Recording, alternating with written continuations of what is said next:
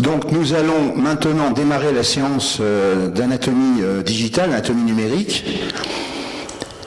Je vais faire une courte introduction, en particulier présenter les différents orateurs.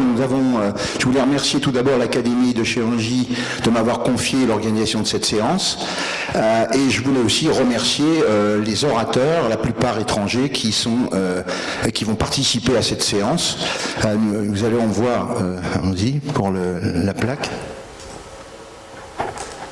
Nous allons voir ensuite.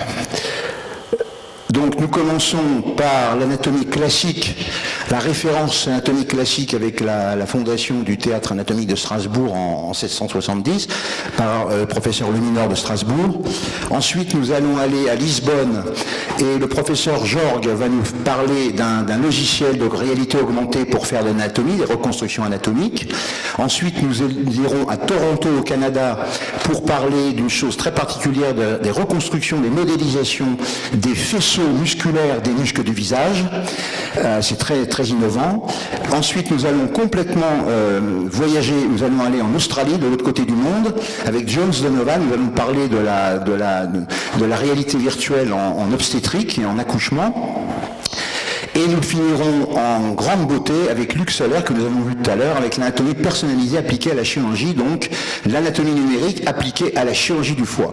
Et je terminerai par une conclusion un peu plus tard. Donc je voulais commencer quelques mots pour introduire cette séance, avant de donner dans quelques minutes la parole à Jean-Marie Leminor, pour vous parler de ces nouveaux outils de modélisation 3D. Donc la modélisation, c'est une véritable révolution dans le domaine de la morphologie, une triple révolution. Tout d'abord, évidemment, pour l'enseignement de l'anatomie humaine. Deuxièmement, pour la recherche, c'est ce qu'on appelle la morphologie quantitative, la quantification des éléments anatomiques. Et on le verra à la fin, nous l'avons déjà vu, pour les applications cliniques et chirurgicales, c'est la chose la plus intéressante et qui est une véritable révolution, qui révolutionne la chirurgie et l'endoscopie, c'est la réalité augmentée, les simulations et le planning. Alors juste un mot, alors pourquoi une révolution pédagogique? C'est la révolution pédagogique qui va nous occuper principalement, pour ma part. Eh bien, il y a un nombre croissant d'étudiants en médecine, ou de jeunes, ou de moins jeunes qui veulent apprendre l'anatomie, et un manque de corps pour la dissection. Ceci pour des raisons religieuses ou éthiques. Et évidemment, pour préparer ces rares dissections, et non les remplacer, il faut des méthodes. Ces méthodes sont les nouvelles méthodes qui font appel à la réalité virtuelle. Donc c'est des méthodes pédagogiques, c'est des méthodes de la réalité immersive et des formations par Internet.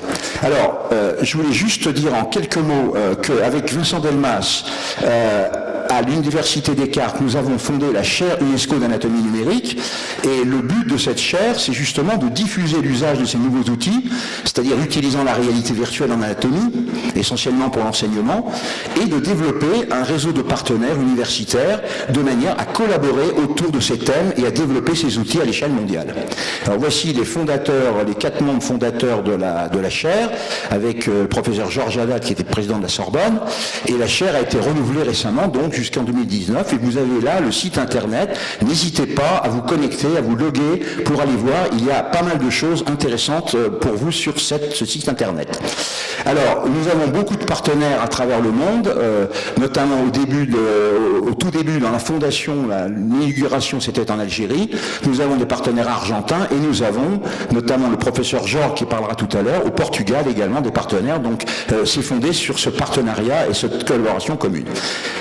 Et en tout, donc 37 partenaires dans 24 pays. Donc j'en ai terminé, juste le plan de ce que j'exposerai tout à l'heure. Donc les nouveaux outils pédagogiques, que sont-ils? Les différents orateurs vont en parler, vont les utiliser. Il y a d'abord la dissection virtuelle, ça c'est fondamental, les tables de dissection virtuelle. Il y a l'utilisation de la réalité virtuelle, on reverra tout à l'heure. On peut évidemment travailler en vision stéréographique, en hologramme. Il y a l'impression 3D, j'en dirai un mot en fin de séance, qui est très intéressante en chirurgie. Et il y a le e-learning. Donc voilà, maintenant on va donner la parole à mon ami Jean-Marie Leminor de Strasbourg, qui va commencer à nous parler de l'anatomie classique et de la dissection anatomique, les bases fondamentales de la morphologie humaine.